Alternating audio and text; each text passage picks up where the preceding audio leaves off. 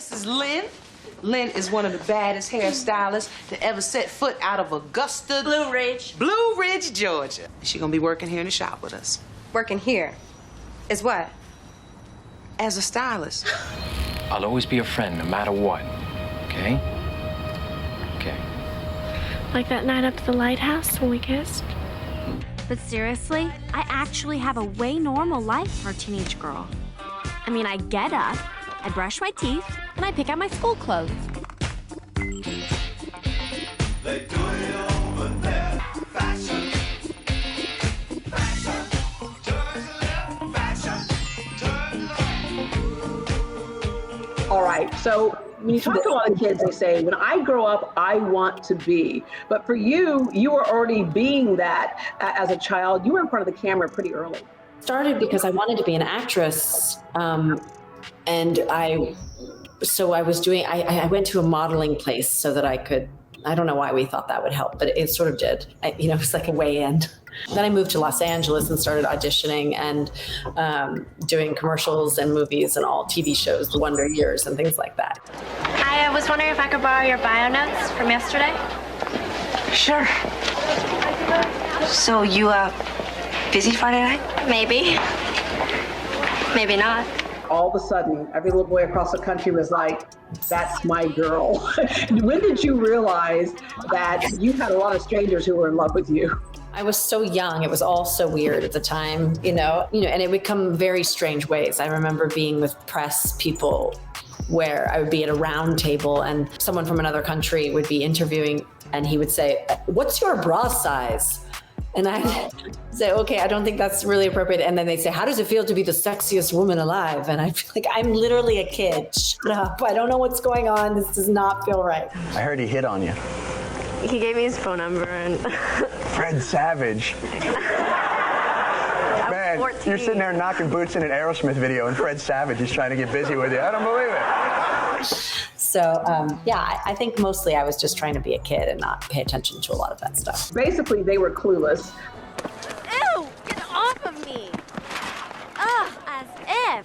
Speaking of clueless, this is when you know you've made such a big impact, because obviously when you have a certain celebrity, people do the things that you do and repeat the things that you say. In Clueless, it even touched our vernacular. People were bugging. Oh my God, I'm totally bugging. People still say bugging. They still say clueless all the time. But, that's Amy Heckerling. She has her ear to the street, so she was ahead of it. She'd heard how the kids were talking in school and at Beverly Hills High, and she found all the slang. And then you were in Aerosmith's Crying. The belly button thing. I think you were single-handedly responsible for the piercing of belly buttons around the world. Yeah, I did the Aerosmith videos before I did Clueless, and they were really fun. They were a good time. You're one of those actors who you can do anything, stage, you name it, and you've done everything. You'll do the smaller productions that have more meaning to you. There's certainly the commercial successes as well. What have you been working on recently? Well, I do. I love theater so much. It's one of my greatest joys. American Woman was a show that I was on that I really loved. A liar is the worst thing you can be.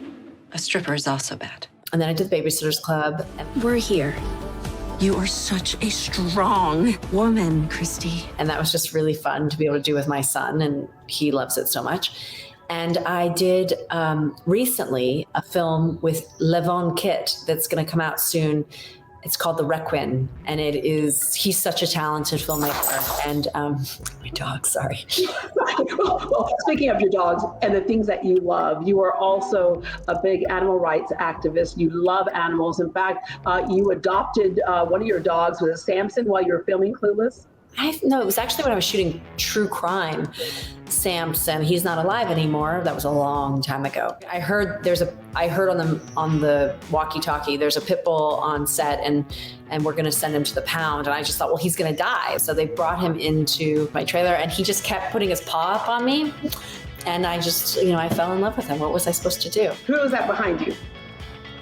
This one over here is Pinto Bean, and the other one over here is Dixon, and then Tiny. Oh, I left Tiny in his little cage.